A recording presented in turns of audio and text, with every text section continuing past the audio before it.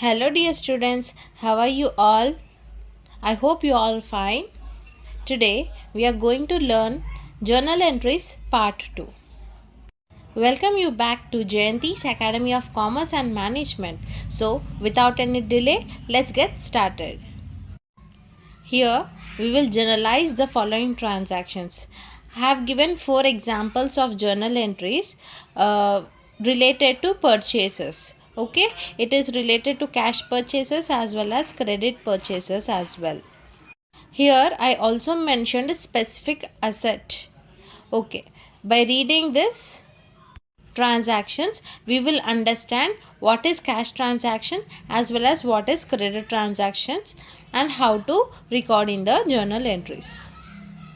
First transaction is commenced business with cash. Here you have to understand that a business owner is commencing his business by investing cash of rupees 50,000. Okay, to write journal entries, you need to be very perfect with rules of accounting. We have 3 rules of accounting: personal account, real account, nominal account. Rules are given on the screen. If you haven't seen journal entries part 1 video, I am giving the link in the description box. Go and check it out. Now, when business is commenced by investing cash, so here 2 accounts will be involved. Okay, first personal account, second real account. Okay, so personal account deals with all natural and artificial persons. Now the business owner is a person, is a natural person, and the rule is debit the receiver, credit the giver. And the real account deals with all assets. Now he is investing cash, owner is investing cash. So what is the rule of real account? Debit what comes in and credit what goes out. Here two accounts are involved. One personal account, two real account. You need to understand the rules. So whenever a owner is investing money into the business, that means cash is coming inside the business. That's why we will follow real account, debit what comes in. That's why we are writing at the debit side cash account debtor.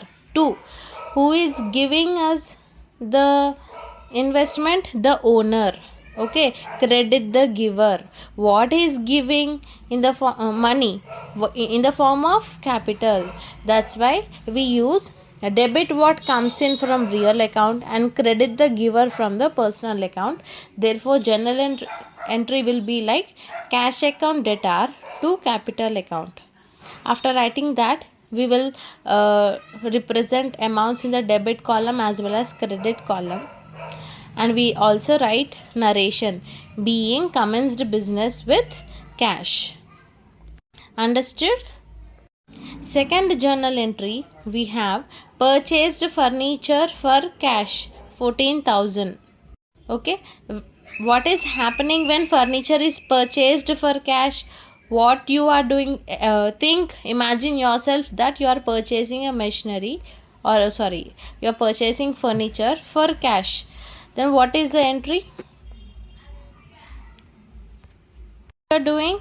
You are receiving furniture and you are paying cash. Debit what comes in, credit what goes out. Right? Same way, who is receiving? A person is receiving. Who is that person? You. So 2 things are involved again, personal account and real account. Debit the receiver and credit what goes out. What you are receiving? Furniture. That's why you are writing on the debit column. What is going out? Cash is going out. Furniture is coming in and cash is going out. That's why you are writing furniture account debtor to cash account. 14,000 both the sides. And narration, being purchased furniture by cash. 3rd February, goods purchased from Ram for 12,000. It is clearly mentioned in the transaction that goods purchased from Ram. That's fine. For 12,000. When for is mentioned, that means it is also cash transaction. Okay, if you are seeing this video for the very first time, I'll give a link in the description box for identification of transactions video. Go and watch it. There, I clearly mentioned how to identify transactions, whether it is related to cash or credit basis. Okay. Now coming to the transaction, when goods are purchased from Ram for rupees 12,000, it is cash transaction. When you are purchasing, what is coming in? Who is receiving? Debit the receiver. You are receiving. What you are receiving? Some goods. Goods is a form of purchases. See, when clearly one specific asset is mentioned, you'll write specific asset. When goods are mentioned, you'll write purchases. So you need to write purchases account debtor. When you're purchasing, what is going out? How you're purchasing? By paying cash. So credit what goes out. Purchases account debtor to cash account. And the last transaction of Feb 4th is machinery purchased from Rohit 14,500. Here machinery is purchased from Rohit, but for cash, or the term for is not mentioned after Rohit. That's why it is treated as credit transaction. You purchased machinery from Rohit, but you didn't pay money to Rohit. So when you are not paying money to Rohit, that means you need to identify him. Okay, remember him.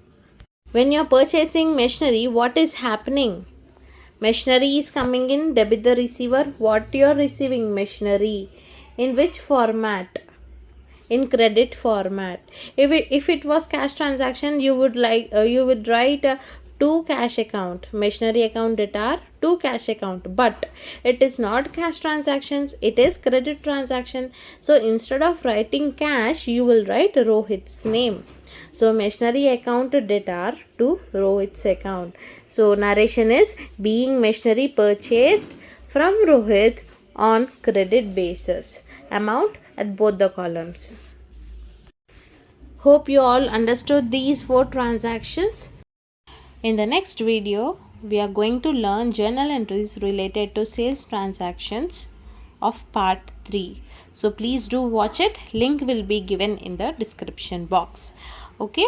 Hope you are liking our video. For more knowledgeable lectures, please do like, share and subscribe the Jayanthi's Academy of Commerce and Management and click on the bell icon for more updates. Till then, take care, keep practicing. Bye.